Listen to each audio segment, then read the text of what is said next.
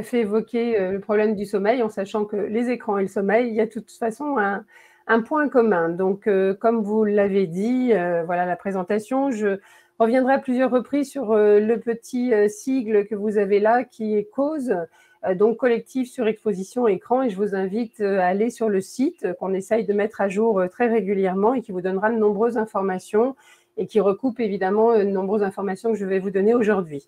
Alors, c'est très différent de ce que vous avez pu entendre auparavant, je pense, dans le cadre du festival, puisque je vais surtout parler de mon expérience de médecin, mais qui s'adresse à des professionnels de santé, à des professionnels de l'enfance et évidemment à des parents, puisque les parents sont des professionnels de l'enfance, si on peut le dire, en sachant que ça concerne évidemment les grands enfants, les adolescents qui peuvent être tout à fait je pense, intéressés éventuellement sur le sujet, en tous les cas, si intéressés, je pense. Alors, on va prendre un petit peu d'historique pour se remettre un petit peu dans la situation que nous vivons tous et qui nous est tombée dessus, on va dire, extrêmement rapidement, avec tout un système donc qui est d'une puissance absolument incroyable, puisque nous avons une offre illimitée, continue, sans fin, qui a ses inconvénients et ses avantages. Reprenons, 95, c'est pas si vieux l'Internet, et ensuite très vite, les écrans sont arrivés, notamment le smartphone en 2007, la tablette en 2010, et toujours évidemment la télévision et les ordinateurs. Ce qui, je trouve, a changé totalement la donne, c'est la possibilité donc d'avoir le Wi-Fi, la 4G, la 5G bientôt. La 4G, le Wi-Fi, c'est 2013, et le fait de pouvoir télécharger partout, à tout moment, n'importe où, change vraiment la situation. Donc, un bouleversement important pour tout le monde, tant les professionnels que les familles, les parents. Et là, ça vous montre Common Sense Media. Là aussi, je vous invite à aller voir ce site où il y a beaucoup d'informations. Ce sont des données américaines d'une association indépendante. Et par exemple, là, on peut voir que les enfants dès l'âge de 8 ans aux États-Unis, entre les années 2015 et 2019, ont un smartphone. Je dis bien un smartphone, pas un téléphone, dans 20% des cas. Et qu'évidemment, à 18 ans, on arrive à des chiffres tout à fait importants. 11 ans, c'est maintenant plus de 50%, et ce sont des chiffres de 2019, et en une année, évidemment, tout bouge. Donc, un accès extrêmement important. Il n'y a pas que l'accès, il y a le contenu, qui sera un sujet aussi, qui est un sujet pour moi tout à fait important. Les consoles de jeux, les PlayStation, qui existent depuis longtemps, avec maintenant une avalanche de propositions de jeux très impressionnantes. Et puis, l'offre télévision, qui est quand même important à connaître, puisque vous savez sans doute, Gulli, Netflix, depuis pas si longtemps qu'il y a des parts de marché très importantes, la notion de la gratuité d'une part, et pour Gulli par exemple, et de la possibilité de regarder 24 heures sur 24, c'est un élément important que nous n'avons pas connu pour ceux qui ont connu la télé, la vidéo à une autre époque avec les lecteurs vidéo. Oh là là, ça fait longtemps. Et puis, l'autre notion aussi qui me semble très importante dans les contenus, c'est YouTube. YouTube, c'est 2005. Sachez qu'il existe YouTube Kids, et probablement que parents, vous connaissez depuis 2016. Ça fait peu de temps, mais de nombreuses familles l'utilisent et peuvent l'utiliser à tout moment, à tout instant. Donc, encore une fois, avec la possibilité de ces écrans nomades. Les réseaux sociaux, ça a été à toute vitesse, avec TikTok en 2016. TikTok, les ados connaissent bien, et je pense qu'en tant que parent, il faut également connaître. Et puis donc, YouTube qui prend une place très, très importante. Les Américains montrent aussi une utilisation de YouTube, encore une fois, très, très importante. Donc, des changements importants, que ce soit pour le bébé, l'enfant, le grand enfant, l'adulte, le parent. Vous en avez tous pris conscience, je pense. Donc, des effets qui sont évidemment positifs. À aucun moment, il est question de mettre tout au panier, si on peut dire, puisque moi, personnellement, j'utilise Waze. On a des tas d'applications extrêmement intéressantes et tout à fait utiles. Il faut savoir leur donner leur place, c'est tout le problème, et ça fait partie aussi du propos. Mais il ne faut pas oublier tous ces côtés positifs qui sont, à mon avis, tout à fait essentiels. Et loin de moi l'idée de revenir en arrière. Il y a un point essentiel qu'on ne connaît pas beaucoup, et là je vais un peu prendre les choses en détail, c'est cette notion que de nombreux psychologues se sont réunis pour se dire mais comment faire pour que les gens puissent avoir envie tout le temps d'être sur les réseaux sociaux, sur YouTube, ainsi de suite. Et donc, il y a une réelle science qui s'appelle la captologie, hein, qui a été mise en place notamment par Fogg, hein, près de la Silicon Valley, pas tout à fait la Silicon Valley, mais à côté, Stanford. Il y a quelques années, et ils se sont réunis pour pouvoir essayer de comprendre comment faire sur la base de nombreuses études pour faire en sorte que nous soyons addicts, accros à notre écran. La problématique essentielle de tout ça, c'est que ça s'adresse aux petits comme aux grands. Donc effectivement, votre écran, si c'est en couleur avec de jolies formes, vous aurez bien plus envie d'aller le regarder. Hein. Passer au noir et blanc, vous verrez, ça ne fait pas le même effet. Et c'est vrai pour tout le monde et le petit enfant, évidemment. Des systèmes de notification, d'alerte, les notifications sans cesse sont bien là pour nous rappeler sans cesse que l'Internet est là dans nos mains. La stimulation du circuit de récompense dopaminergique, plus vous allez avoir des likes, plus vous allez être reconnu par vos pairs, plus vous allez avoir une meilleure estime de vous, notamment via les réseaux sociaux. Et tout cela demande encore plus cette notion d'une dose un peu supplémentaire. Le ciblage comportemental, ça c'est une notion qu'on n'a pas toujours et qui est pourtant essentielle. YouTube fonctionne comme ça. Des algorithmes font en sorte que vous soyez toujours capté et que l'on cible exactement ce que vous avez envie, ce que vous aimez, avec évidemment un enregistrement des données et un ciblage publicitaire qui concerne encore une fois les enfants comme les adultes. L'effet de la récompense aléatoire, ça c'est la base des jeux et c'est la base également des jeux d'argent. Hein, il y a une étude à la fois sur des pigeons, sur des rats, et on montre bien, et nous sommes pareils en tant qu'humains, tout à fait accros si on a une récompense aléatoire. Des fois on en a beaucoup, des fois on n'a pas beaucoup, et donc on va vouloir jouer sans cesse pour pouvoir obtenir plus. Et ça se voit dans les jeux vidéo. L'adaptation au niveau du joueur, et ça les enfants ne s'en rendent pas compte et c'est important de les alerter, les familles également évidemment, il ne faut pas que ce soit trop difficile, sinon vous quittez le jeu, si c'est trop facile, vous vous lassez et ça n'a pas d'intérêt.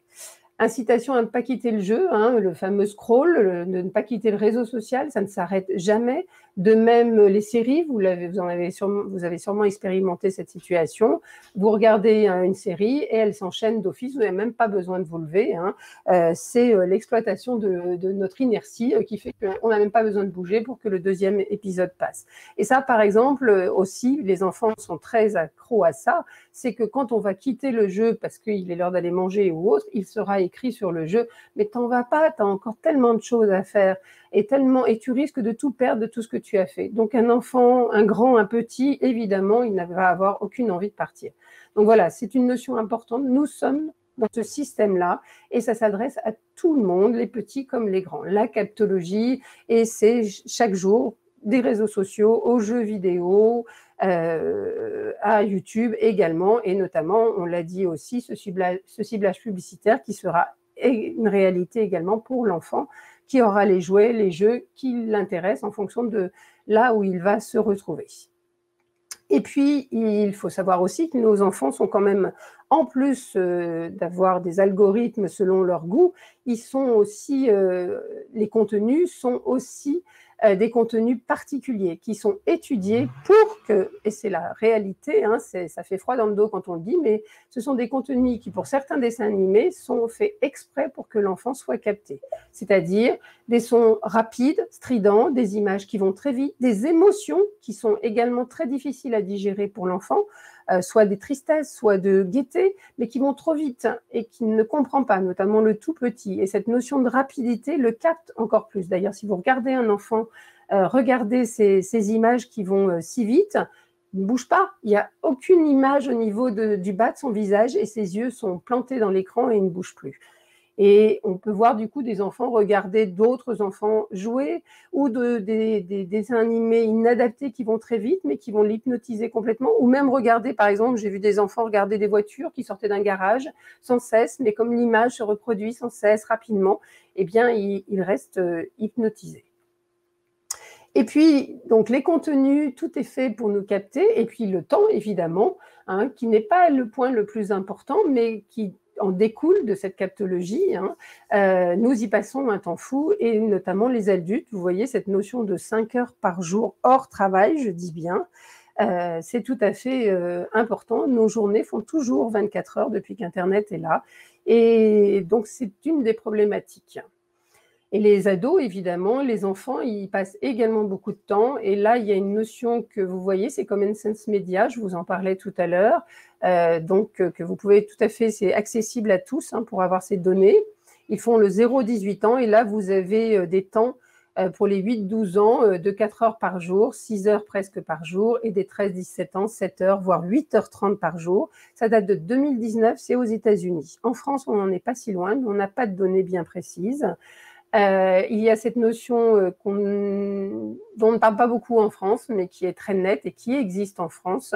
C'est la notion des hauts revenus et des bas revenus, des niveaux socio-économiques bas ou élevés, des niveaux d'études bas ou élevés, qui fait qu'on n'aura pas la même utilisation de l'écran, probablement par défaut d'information. Il y a plusieurs choses qui rentrent en ligne de compte, on en dira un mot tout à l'heure. Ça, c'est un point qui me semble important, dit souvent en dehors de la période du confinement, bien sûr, que les temps scolaires prennent du temps sur les temps d'écran qui ont été calculés pour ces temps d'écran-là en fonction des tranches d'âge. Et vous voyez que c'est très peu, en fait, et que ça augmente très peu, puisque les temps scolaires sont là indiqués de 15 à 20 minutes, et pour les 13-17 ans, jusqu'à 1 heure. Sur les 8 heures passées, ça ne fait pas beaucoup pour le temps scolaire, en fin de compte. Ça, c'est une étude française, c'est Santé publique France, c'est une comparaison entre 2014 et 2016, pour montrer que les adultes qui passent plus de 3 heures par jour devant leur écran, hors travail, j'ai bien dit, augmentent de façon importante. Donc voilà, un changement majeur. Donc là, c'est un peu caricatural, mais c'est une réalité quand même. Regardez les squares, regardez des cours éventuellement de récréation pour les plus grands, bien que maintenant on n'utilise plus le téléphone, normalement mais disons dans une cour, dans un parc, dans un square, eh bien on aura plutôt cette situation d'utilisation du smartphone. Et cette notion-là, qui là aussi est assez caricaturale, mais tout de même, les enfants qui sortaient, qui jouaient dehors, qui couraient, et qui là maintenant qui prennent plus de poids, sédentarité oblige, et qui sont plutôt difficiles à sortir pour certains, évidemment, on ne généralise pas. Pourquoi il y a tant de problèmes avec cet écran? Eh bien, je pense que cette diapo le résume assez bien, parce que malheureusement, les écrans ne sont pas utilisés de cette façon-là. C'est-à-dire qu'ils ne sont pas utilisés de façon interactive, partagée, comme c'est noté là à gauche, pas forcément éducationnel, mais en tous les cas interactif et partagé. Cette notion de « je suis à côté de mon enfant, je regarde l'écran, on regarde un film ensemble, on regarde un tuto, on regarde ensemble », ou pas loin en tous les cas. Là, c'est pas très loin, c'est-à-dire que maman a un œil à droite, à gauche, mais elle ne partage pas, c'est pas tout à fait isolé. Alors là, j'aurais pu mettre aussi une autre diapo avec des enfants seuls dans leur chambre et avec la possibilité d'utiliser Internet comme bon leur semble. Et c'est là où on est dans une situation plus problématique. Parce que là est toute la différence. Vous le voyez, d'emblée, ces images vous montrent que là, on est seul, soit pendant qu'on dort, soit pendant qu'on mange, soit pendant qu'on joue, et on se retrouve éventuellement avec des images inadaptées. La pornographie fait partie du sujet, du contenu inadapté dont on reparlera ensuite. Là, c'est très différent. On regarde un film ensemble, on va regarder ensemble sa tablette ou son téléphone, et là, ça pose aucun souci. Je dirais même chez le tout petit, si on est sur Skype à discuter avec sa famille, évidemment, ça ne pose aucun problème. Si on regarde des photos de famille, des films de famille, et pourquoi pas aussi des dessins animés, enfin bref, tout ce que vous voulez, à partir du moment où un adulte accompagne. Pas le grand enfant, le grand frère ou la grande sœur, sauf s'ils sont vraiment très grands, parce que là aussi, ça peut poser problème sur les contenus. Mais voilà, quand c'est partagé avec le parent, ça n'a plus rien à voir. Est-ce que ma problématique en tant que médecin, est-ce que vous devez voir, je pense aussi dans la rue, est-ce que vous pouvez peut-être être amené à faire en tant que parent, parce qu'on a besoin de temps, parce qu'on est occupé, et ben on peut se retrouver dans des situations aussi caricaturales que celle-là, c'est-à-dire la non-disponibilité du parent.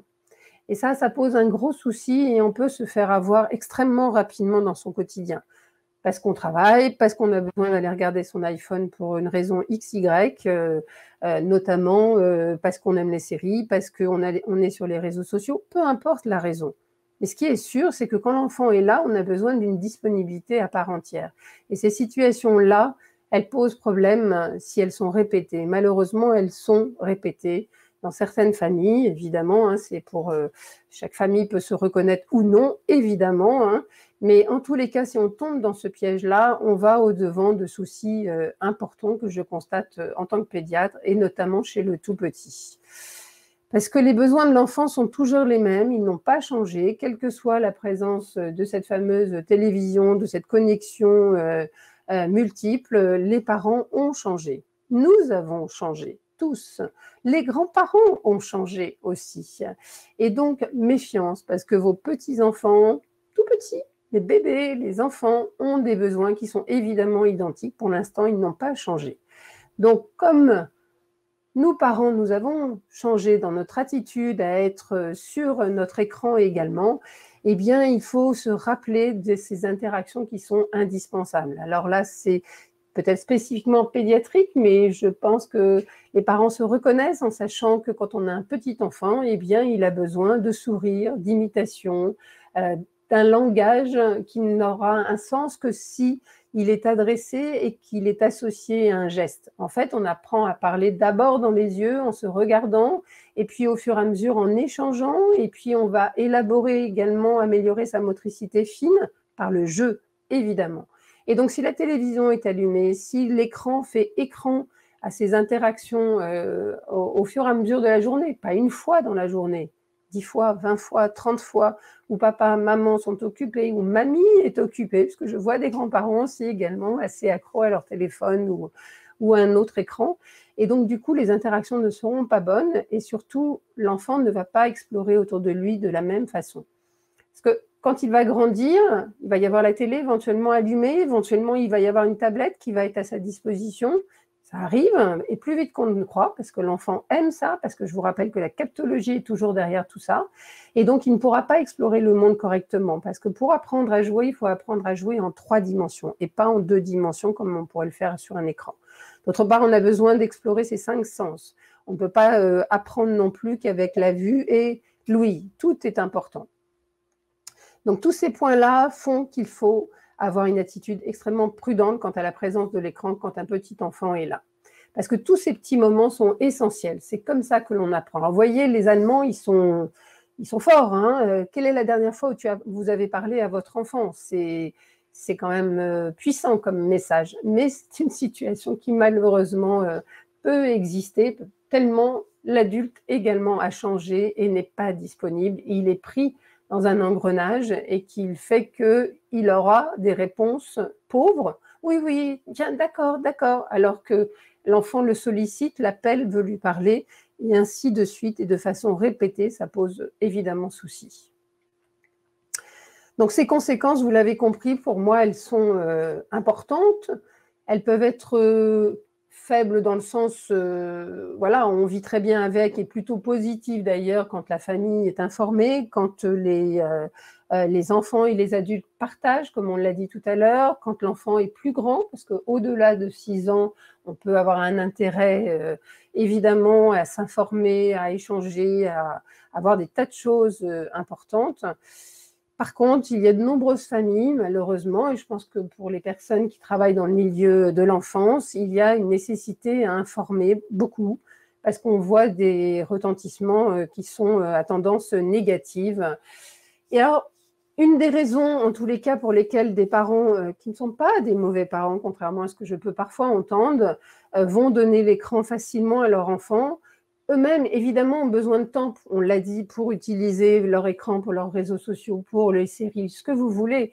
Mais ce n'est pas seulement ça, c'est qu'on leur a fait quand même croire pendant assez longtemps, parce que notre message, notamment en France, est assez parfois opaque, que peut-être on pouvait apprendre avec un écran, je parle du petit, et ce n'est pas le cas, qu'on pouvait apprendre une nouvelle langue avec un écran. Je rappelle qu'on apprend une langue que si les bases de la langue, le français par exemple, ou la langue maternelle, sont vraiment mises en place. Tant que cela n'est pas mis en place, on ne pourra pas apprendre une autre langue via notamment un écran. Et puis aussi la peur du retard du numérique. Ça, c'est assez net dans certaines familles. On pense que si on donne très tôt l'écran, eh bien l'enfant ne sera pas en retard par rapport à ses pairs, par rapport pour plus tard. C'est complètement faux. Il faut le savoir, les enfants apprennent à utiliser l'écran extrêmement rapidement. Et s'ils l'apprennent à 3 ans, pour eux, en quoi, une journée, ils auront compris comment ça marche extrêmement rapidement. Donc, il n'y a pas d'intérêt, ils ne prendront pas de retard si on leur donne qu'à 6 ans, à 7 ans. Ça, c'est important parce que je pense qu'il y a de nombreuses familles qui pensent le contraire ou qui ont cru à un moment que les messages étaient de ce type. Et encore une fois, cela n'est pas vrai. Il y a 2 effets importants qui sont nets sur l'enfant, sur l'adulte également. On l'a déjà un petit peu dit. C'est la notion de fascination, de captation, hein, et donc éventuellement d'addiction à cet écran. Et puis un effet indirect qui est très important aussi, que j'ai évoqué, sur le temps volé à l'apprentissage, le temps volé aux activités physiques, le temps volé au sommeil, le temps volé à l'échange. Bref, des temps volés divers et qui sont essentiels à tous d'ailleurs, enfants comme adultes. Donc, qu'est-ce qu'on constate du coup avec cet impact et cette présence de l'écran? Eh bien, moi, je vois en tant que pédiatre des troubles de la communication, des retards de langage. D'ailleurs, les orthophonistes en voient beaucoup.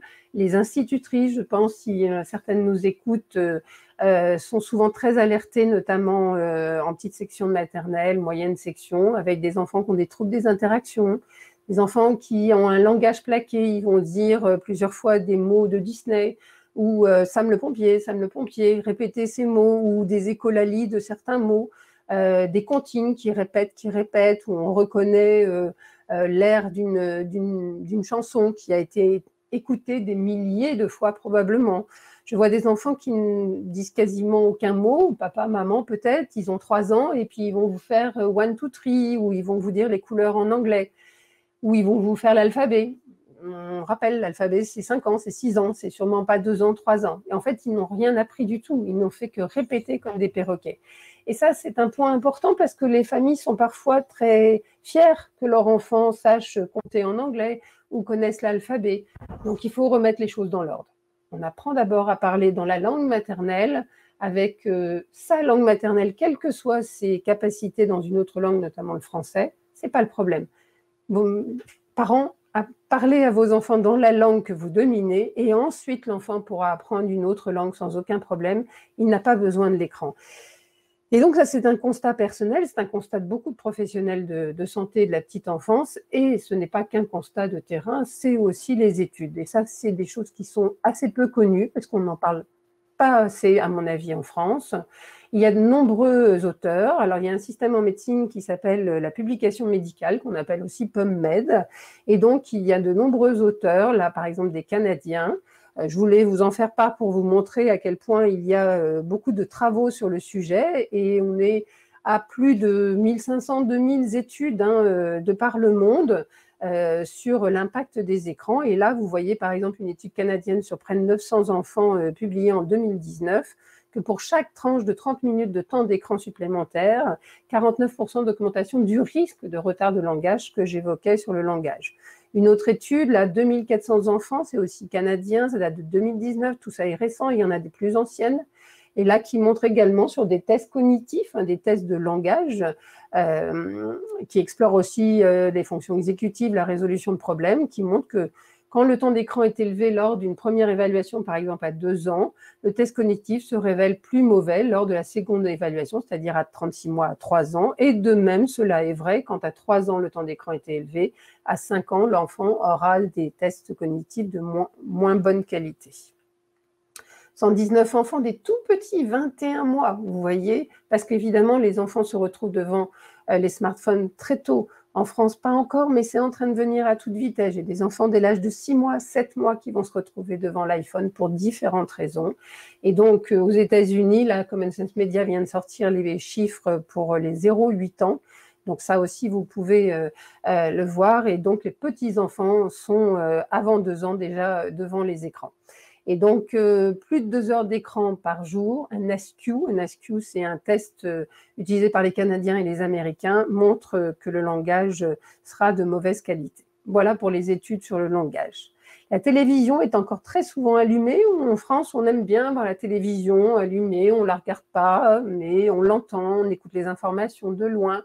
Sauf que, s'il y a un enfant qui est là, présent dans la salle à manger, dans la cuisine, et ben, ce petit enfant, il va avoir ses cubes et puis il va tourner la tête, il va être dérangé par le bruit, il ne comprend rien à ce qui se passe, puisqu'il ne parle pas encore, mais il va arrêter son exploration, ce qu'il était en train de faire, et il va couper comme ça à chaque fois ses explorations. Donc il aura des explorations dans la 3e dimension de mauvaise qualité. Les échanges seront moins bons parce qu'il entendra le son de la télé, il entendra la voix de maman, il aura l'image qui le captera où il sera là aussi hypnotisé. Bref, l'enfant va moins jouer, va moins explorer, les interactions seront de moins bonne qualité, et ça c'est tout à fait aussi démontré, et du coup le nombre de mots échangés est moins bon. Ça s'appelle la technoférence, c'est un nom, hein, et donc c'est le fait qu'un outil numérique interfère dans les relations, et notamment la télé, encore une fois, entraîne ces interruptions d'exploration et qui sont également délétères pour le langage. Ça, je vais aller assez vite, mais ce sont les chiffres de la DGESCO, donc pour ceux qui sont à l'école qui connaissent, hein, l'éducation nationale chaque année donne des chiffres des troubles intellectuels et cognitifs, des troubles du psychisme, des troubles du langage de la parole, et Cause a travaillé sur ça, vous voyez, entre 2010 et 2018, on voit que les troubles auditifs, troubles visuels, troubles viscéraux ne bougent pas, mais au fur et à mesure des années, on voit un nombre de troubles du langage notamment, troubles du psychisme, troubles intellectuels augmentés de façon assez prodigieuse.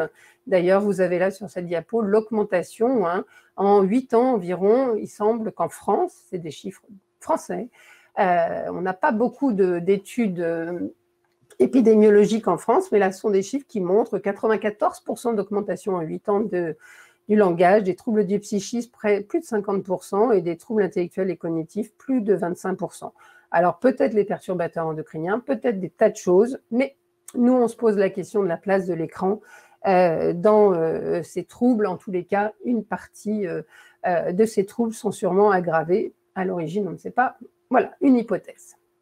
Quels sont les autres troubles qu'on peut constater quand l'écran est mal utilisé dans les familles? Eh bien, on voit beaucoup, et vous l'avez sûrement déjà vu, je ne sais pas, dans un restaurant, quand on allait avant au restaurant, n'est-ce pas? Ou dans un transport en commun, des troubles de l'humeur, des difficultés à gérer les émotions.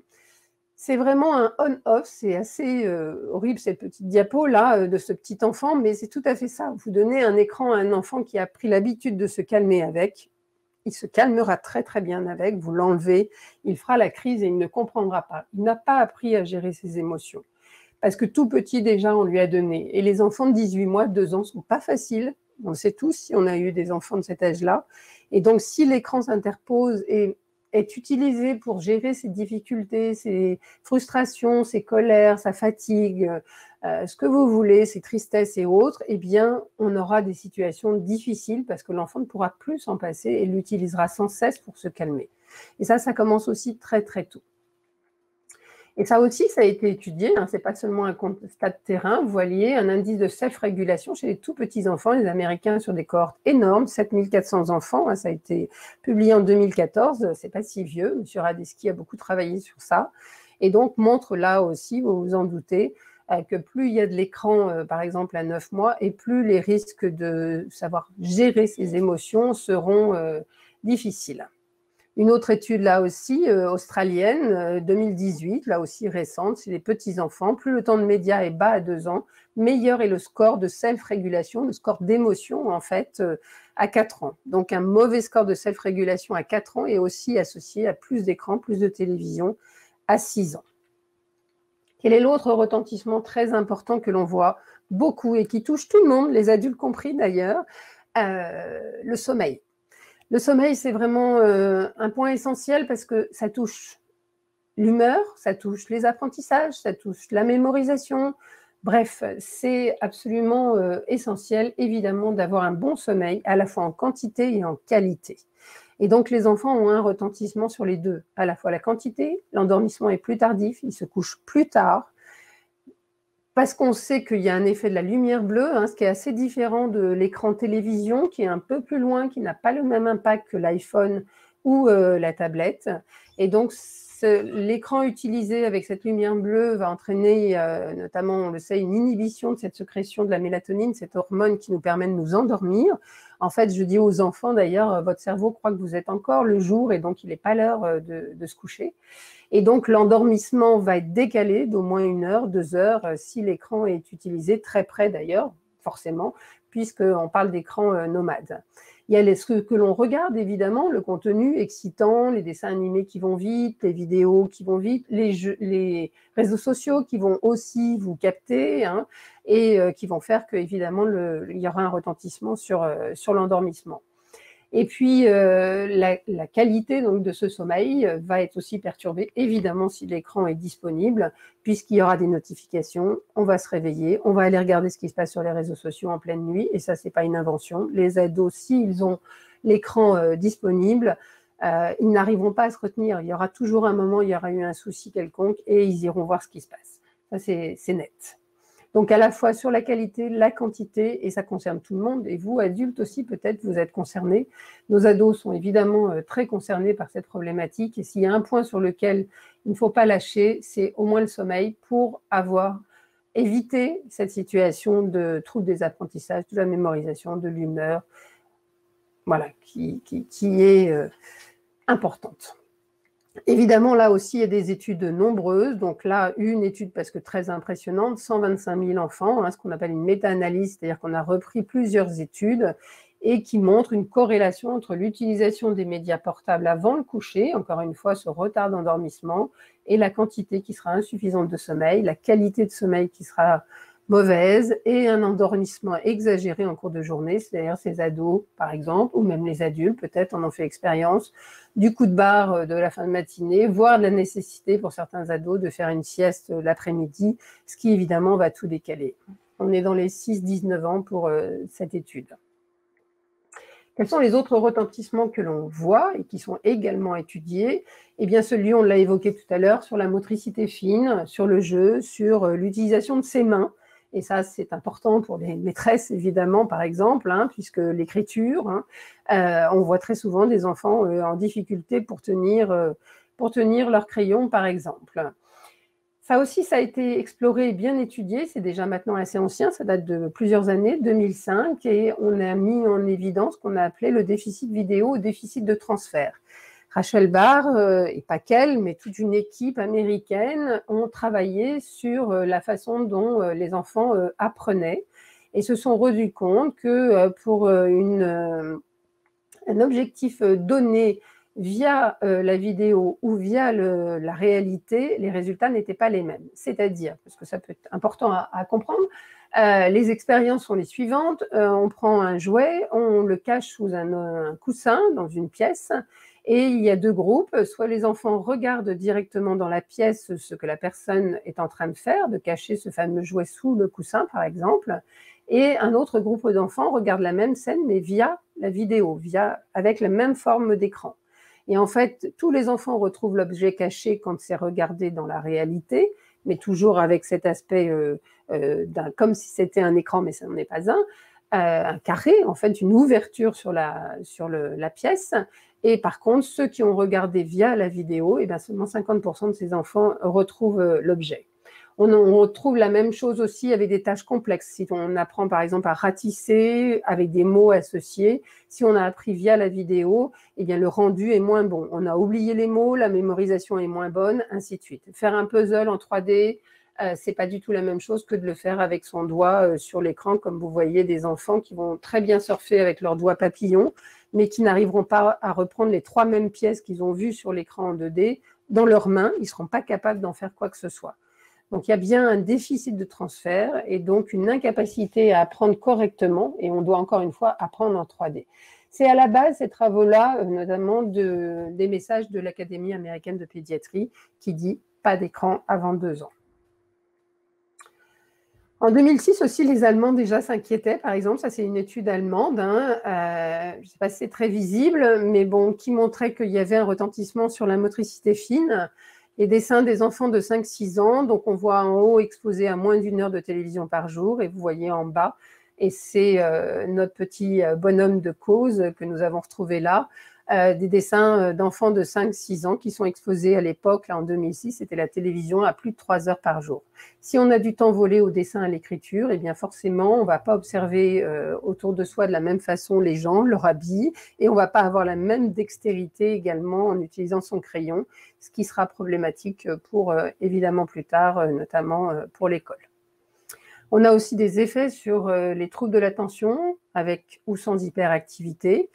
Eh bien, pourquoi? Parce que là aussi, l'écran et son contenu surstimulent l'attention, hein, il capte complètement beaucoup plus que n'importe quel objet, hein. Les enfants vont se lasser d'un petit jouet, vont se lasser d'un jeu quelconque, ils ne se lassent pas de l'écran. Ça, c'est un point important aussi. Cet écran qu'on va leur donner, ils ne vont pas s'en lasser parce qu'ils vont complètement être pris dedans et leur attention va être complètement captée.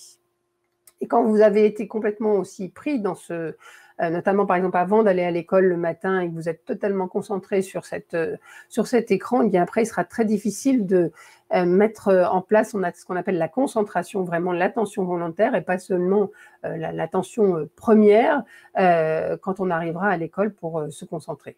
On dit souvent aussi que l'enfant est multitâche. Non, il n'est pas multitâche. Et nous ne sommes pas multitâche. On fait bien une chose difficile en se concentrant et sinon on risque de mal la faire. Je vois aussi, et ça c'est par contre un peu moins étudié, mais en tous les cas, moi en tant que pédiatre, je vois cette situation-là, ces troubles de l'oralité, ces difficultés à manger de plus en plus. Hein, je pense que tout le monde s'est fait prendre au piège à un moment ou à un autre.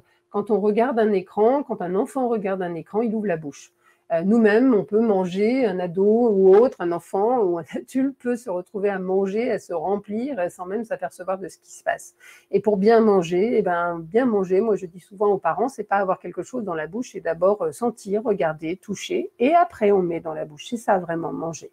Donc l'enfant doit apprendre toutes ces étapes. Et si l'écran est là, il nous fera couvrir la bouche et il ne saura même pas de quelle couleur est-ce qu'il mange, la texture, les formes, ainsi de suite. Et après, on risque d'avoir bien des difficultés à lui proposer autre chose, d'autant qu'à 18 mois, 2 ans, on le sait tous, à 3 ans, c'est compliqué. La diversification, le fait de pouvoir manger des textures différentes. Donc méfiance. La présence de l'écran pendant les repas, c'est un souci. On a aussi un retentissement sur les activités physiques, et ça aussi, il y a plusieurs études, je ne les ai pas mises. Les cardiologues sont un peu inquiets, d'ailleurs, parce que les performances des enfants diminuent, les performances physiques. Encore une fois, un temps volé. Si vous n'avez pas le temps de courir, si vous ne faites pas du sport régulièrement et que tout ce temps que vous auriez utilisé à faire du sport, vous êtes sur votre écran, forcément, jour après jour, il y aura difficulté. On voit aussi, et ça on le sait, notamment les accidents de la voie publique, automobiles, piétons, vélos, trottinettes, à tel point que c'est problématique dans certains pays, où on a dit interdiction par exemple de traverser avec son portable, et probablement des accidents domestiques aussi qui vont augmenter, qui augmentent déjà par défaut de surveillance. Donc je redis un point important que j'ai un peu soulevé à plusieurs reprises. Aucune étude à ce jour n'a montré une amélioration des apprentissages avec les écrans chez les enfants de moins de 6 ans. Il semble important de marteler cette notion-là. C'est clair, c'est net. Rien n'a montré à ce jour qu'un enfant allait mieux apprendre s'il était sur les écrans. Il n'y a donc aucune urgence à mettre un enfant sur les écrans, quel que soit le contenu, s'il n'est pas partagé et échangé avec le parent. Encore une fois, on n'aura pas de déficit de transfert, ce que je vous ai évoqué tout à l'heure, si on regarde un petit dessin animé avec son enfant et qu'on lui dit « Regarde, tu vois, là, c'est la tortue. C'est la tortue qu'on a vue aussi chez papy et elle mangeait de la salade. Tu as vu la salade qui est là? C'est ce qu'on a mangé hier soir, tu te souviens ?» Voilà, si on fait des relations avec l'enfant, donc on est présent, disponible, il n'y a pas de souci. Mais de toute façon, avant 6 ans, seul, ça c'est sûr qu'il y aura des soucis si c'est utilisé et il n'apprendra rien avec. On apprend une langue en lien avec un autre adulte, avec une autre personne qui parle en même temps qu'elle fait ses gestes. Et là, le mot a un sens pour l'enfant. De nombreuses études, je vous l'ai dit, et la plupart des études, c'est principe de précaution, c'est prudence, voire inquiétude, et c'est réel, par exemple, dans le sommeil, il n'y a aucun doute là-dessus. Et on sait combien le sommeil a des retentissements sur des tas de fonctions, notamment les apprentissages, on le redit. Et puis, on entend par contre beaucoup parler, et ce sont des études sérieuses, il n'y a aucun problème, mais ça, presque tout le monde est un peu au courant, des études positives disant que voilà, si on joue beaucoup aux jeux vidéo, on aura des performances, notamment visio-spatiales, bien meilleures. C'est vrai. Madame Bavelier notamment, et d'autres, ont fait des études importantes sur ces sujets, sur ce point-là.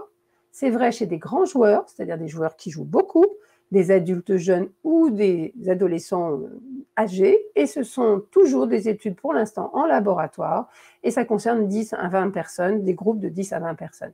Donc ces études, face à ça, face aux autres études dont je vous ai parlé, 1500, 2000, 3000 personnes dans la vie réelle, voilà, intéressant de les connaître, mais ça ne doit pas être un point aussi positif que, j'ai l'impression, les médias ou autres le font savoir. Donc, comment faire un coup qu'on a dit tout ça pour que les choses se passent le mieux possible? Évidemment, je vais vous reparler un peu de ce que vous pouvez trouver et vous retrouverez ça bien plus détaillé dans le livre « Les écrans, mode d'emploi pour une utilisation raisonnée en famille ». Parce qu'il y a une nécessité, vous l'avez compris, à une éducation au numérique comme une éducation que l'on va donner au monde réel. Moi, je trouve que les parents, là, maintenant, ont beaucoup plus de travail puisqu'ils ont une éducation au monde réel comme on l'a tous, et ils s'ajoutent maintenant, et des fois très tôt, une éducation au monde numérique. Plus tôt on met en place ces règles, évidemment, et plus les choses se passeront bien. Donc moi, je commence en tant que pédiatre dès la naissance. C'est-à-dire qu'à la première visite, à 15 jours de vie, eh bien, je parle déjà de la place des écrans. Vous vous rappelez, au tout début, je vous ai dit qu'il était important qu'il y ait des bonnes interactions. Donc, dès le début, ce n'est pas un problème d'onde, ce n'est pas un problème de lumière, c'est un problème de disponibilité du parent. Si le parent est disponible, tout se passera bien. Donc, l'écran va le rendre indisponible. Donc, il est donc encore une fois très important que le parent soit disponible et que quand l'enfant est éveillé, eh bien, l'écran est retourné, et on est à part entière à répondre à ces sollicitations pour qu'il progresse comme il faut. Et comme ça, au fur et à mesure, on aura bien mis les choses en place, et soi-même en tant qu'adulte, parce que c'est ça qui est important. Alors vous verriez des petits clins d'œil, parce que voilà, on parle de livres, donc évidemment, j'ai là pour finir fait des petits clins d'œil à la place du livre au milieu de tous nos écrans qui nous entourent. Donc effectivement, les premiers à s'interroger, c'est l'adulte. C'est vraiment vous, les adultes, et les parents, quand on les rencontre, il faut leur faire prendre conscience que c'est d'abord eux qui doivent réfléchir à ce qu'ils font avec leur écran en présence de leur enfant. Les enfants font en fonction de l'exemple qui leur est donné et non pas en fonction de ce qu'ils souhaiteraient que leur enfant fasse.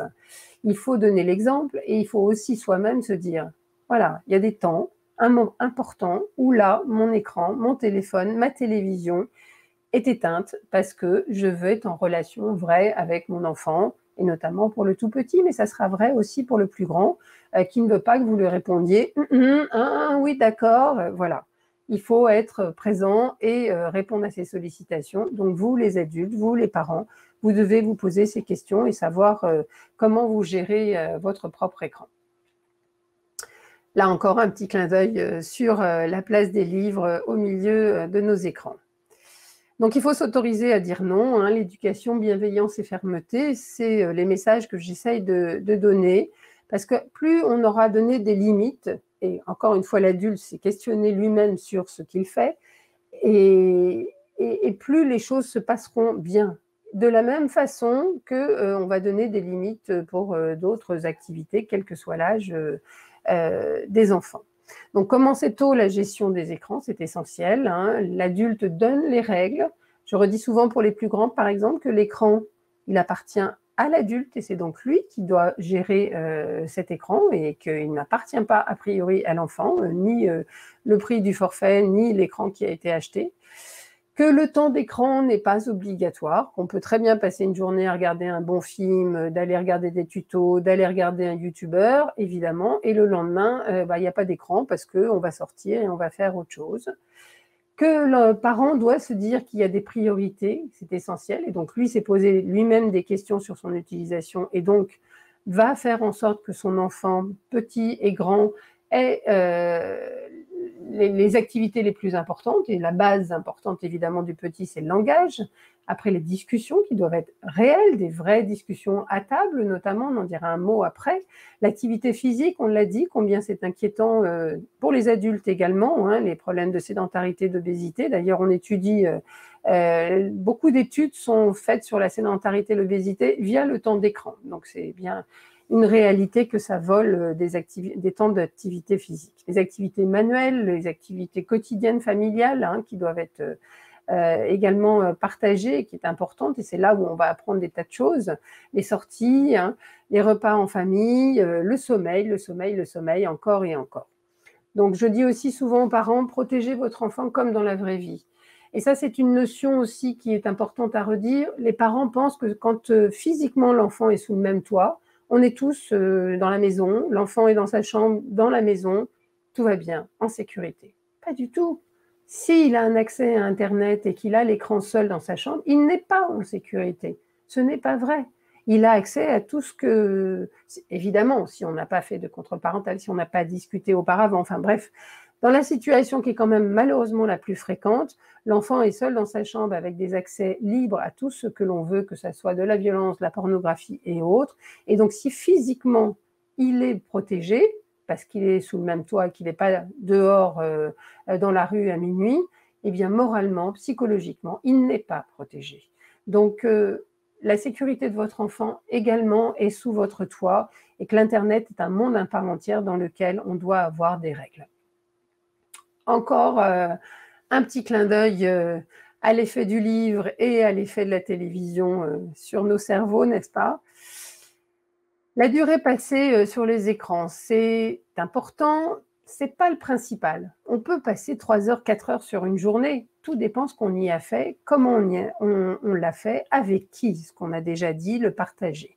Globalement, on va quand même prendre sur le temps volé à d'autres activités. Mais quand il fait froid, comme en ce moment il pleut et autres, on est quand même beaucoup plus facilement sur l'écran. Donc après, souvent les parents me demandent mais combien de temps? Alors clairement, avant l'acquisition du langage, je mets même plus 2 ans, 3 ans, avant que votre enfant parle correctement dans votre langue maternelle, dans la langue, que le langage soit bien acquis, eh bien il faut 0 écran. Sauf Skype, sauf des images, des photos, des films de famille, bien sûr. Encore une fois, on l'a dit tout à l'heure. Et puis certaines familles me demandent, mais quand même, j'ai besoin d'avoir un temps d'écran. Alors on peut proposer des heures par année d'âge par semaine. Il a 8 ans, 8 heures par semaine.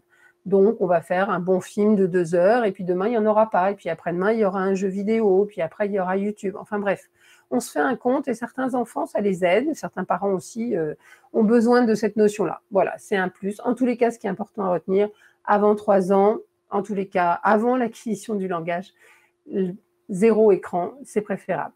Moi, je dis pour les familles nombreuses, c'est compliqué, hein, les tout petits, les grands qui demandent, eh bien, on peut dire des choses très simples. 0 écran les jours d'école.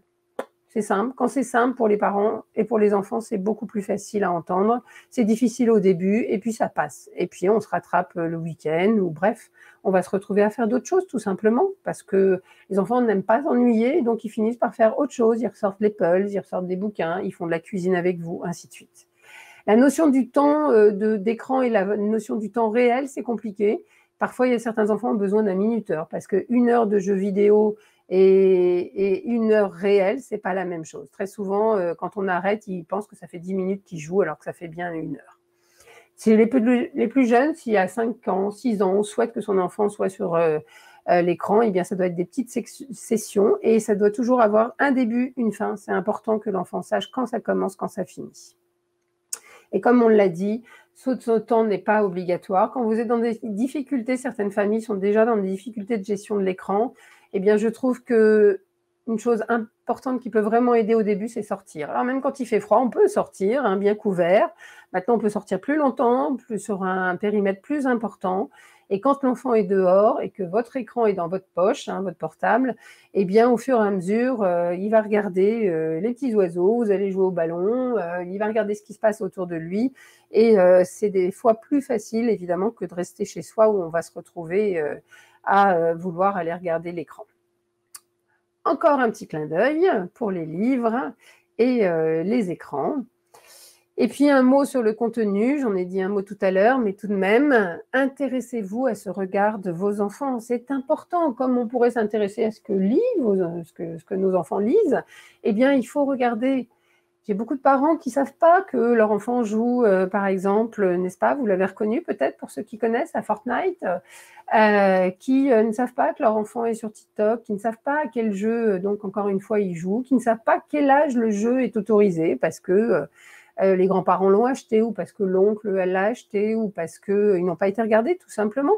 parce que l'enfant est à la maison et qu'on le sent protégé. Vous vous rappelez, le contenu, si on ne le connaît pas, l'enfant n'est pas protégé. Donc, il faut savoir qu'il y a cette nomenclature, 3, 7, 12, 16, 18 ans pour tous les jeux, que ce soit des jeux en ligne ou les jeux vidéo, que vous avez la notion des sujets abordés, que ce soit la drogue, la violence, la pornographie, voilà. Donc, on peut très, très vite avoir l'information. Et si votre enfant a 8 ans, il ne joue pas à Fortnite. Fortnite, c'est 12 ans. Les copains jouent à Fortnite, ils ne sont pas protégés. Leurs parents ne les protègent pas. Est-ce que vous auriez envie de laisser vos enfants devant un film non autorisé avant 18 ans? Laissez vos enfants regarder un film porno? Laissez vos enfants... voilà, enfin bref, il y a des règles et il faut protéger nos enfants. Donc ces règles existent, il faut les utiliser. De même, les réseaux sociaux, c'est 13 ans. TikTok, c'est un réseau social assez sympathique où on peut faire des vidéos, chanter, danser. C'est plein de petites vidéos avec des filtres, ainsi de suite. C'est tout à fait sympathique. Sauf que là aussi, il y a d'autres dérives. Les enfants ne sont pas forcément du tout protégés s'ils sont en public. Des pédophiles circulent sur ces réseaux, évidemment, nombreux. Et puis, ces petites filles vont devenir de plus en plus sexualisées, hyper sexualisées. Voilà, l'image va être rendue publique, tout ça montre qu'il y a des dérives importantes. La pornographie, c'est aussi évidemment un point essentiel. Je vous conseille vivement, si vous ne l'avez jamais fait, pour les gens qui m'écoutent, d'aller taper sur votre portable ou sur votre ordinateur, sur n'importe quel moteur de recherche YouPorn ou porno, et vous verrez, il n'y a aucun filtre. Faites l'expérience, vos enfants risquent de le faire le jour où vous leur donnerez un écran et qu'ils auront accès à Internet. Ça choque, vraiment. Donc, comme ils ne sont pas protégés, on doit les protéger. En les informant, tout ce que vous voulez, bien sûr, il y a tout un travail d'information que parents, grands-parents, on doit faire, école doit faire beaucoup plus que ce qu'il n'est fait. Mais néanmoins, il faut connaître la réalité. Pour l'instant, la pornographie est accessible à tous, quel que soit l'âge. Un enfant de 6 ans, il dit qu'il en a 18, personne n'empêchera de l'écrire et il tombera sur des images inadaptées, évidemment, à l'enfant. Donc, la meilleure façon de faire, en fait, c'est d'être dans la même pièce. C'est bien, on se ressemble, on est tous ensemble, en famille. Et donc, si on est dans la même pièce, vous voyez ce qui se passe, vous voyez les émotions de vos enfants, vous voyez ce qu'ils sont en train de regarder. Et donc, du coup, forcément, vous allez voir leurs émotions, leurs interrogations, et donc vous pourrez en discuter. Donc, là, le message essentiel, c'est pas d'écran dans la chambre, pas tout seul dans la chambre. Et là, la difficulté, évidemment, c'est l'adolescent. Et donc, certains disent, et je suis assez d'accord, même si c'est assez difficile et que dans certaines familles, c'est tout à fait discutable, qu'un écran avant 15 ans, ça pose problème. Attention, je parle de l'écran seul dans sa chambre avant 15 ans, c'est compliqué. On prend des risques qui sont difficiles si on n'a pas mis en place des garde-fous très importants. Et les enfants ne cherchent qu'une seule chose, et c'est normal, c'est leur travail d'adolescent, à trouver des limites encore plus loin et à dépasser ces limites. Donc moi, les gens me disent, mais comment je vais me réveiller? Très bien, achetez à Noël, non pas un smartphone, mais un réveil simple et puis un téléphone. Bien sûr que le téléphone, c'est essentiel. Je vous rappelle, le téléphone, pas le smartphone. Et là, on pourra tout à fait avoir une communication et savoir où est son enfant, où il peut vous appeler à tout moment. Encore un petit clin d'œil, n'est-ce pas? Et donc, ces 3 moments, vous avez l'affiche derrière moi, là, depuis tout à l'heure, des 4 pas. Donc, il y avait le lieu, la chambre, et puis il y a 3 moments importants qu'on a déjà évoqués un peu. Le matin, avant la crèche, avant l'école, avant le collège, et bien de préférence, pas d'écran, si possible. Et puis, pas avant une certaine heure, le week-end et les vacances. Beaucoup d'enfants se lèvent très tôt le week-end parce qu'en fait, ils savent qu'ils peuvent regarder la télé. Faites un petit truc tout simple. Vous leur dites, OK, tu regarderas la télé le dimanche, les vacances, mais avant tout, vous leur apprenez l'heure ou à lire sur n'importe quel réveil, bref, qui peut regarder la télé qu'à partir de 9h ou 10h, selon ce que vous décidez. Et là, vous verrez qu'il se réveillera beaucoup plus tard. C'est très fréquent. Cette expérience, elle marche bien. Les repas, la télé est éteinte, les téléphones sont silencieux, on discute, on échange. Quand il n'y a pas la télévision, quand la télé est éteinte, qu'il n'y a pas les téléphones, évidemment, le vocabulaire est plus riche, les échanges sont plus riches, tout est plus riche en fait, tout simplement. Et évidemment, pour l'enfant, l'expression orale sera meilleure. Enfin, il y a tout bénéfice pour tout le monde. Et puis l'endormissement, le sommeil, on l'a dit, et donc on ne conseille pas 1 heure avant le coucher. pour éviter ce délai d'endormissement plus long, cette sécrétion de mélatonine qui sera perturbée. Et puis donc un lieu, donc les 4 pas de Sabine Duflot, dont vous pouvez retrouver l'affiche et les messages, notamment dans Cause. Donc encore le livre qui a sa place tout à fait essentielle. Continuez à lire des histoires, les enfants en raffolent, même les plus grands. Et puis voilà, quelques livres que je conseille par rapport à tout ce qu'on a pu dire. Il ne décroche pas les écrans, c'est un livre de Sabine Duflot, paru l'année dernière. La fabrique du crétin digital, vous en avez entendu beaucoup parler, hein. C'est dur, mais c'est une réalité. J'ai évoqué certaines études. Ma pause sans écran, c'est Joue, pense, parle. C'est des orthophonistes qui sont aussi très inquiètes sur l'effet des écrans. Elles le voient au quotidien et elles ont fait une petite pochette pour faire autre chose que l'écran, pour avoir des idées. Comme on vous l'a dit initialement également, j'ai écrit ce petit livre, d'ailleurs aussi avec mon mari Eric Ozica qui est pédiatre, Le sommeil des enfants, comment bien dormir à tous les âges.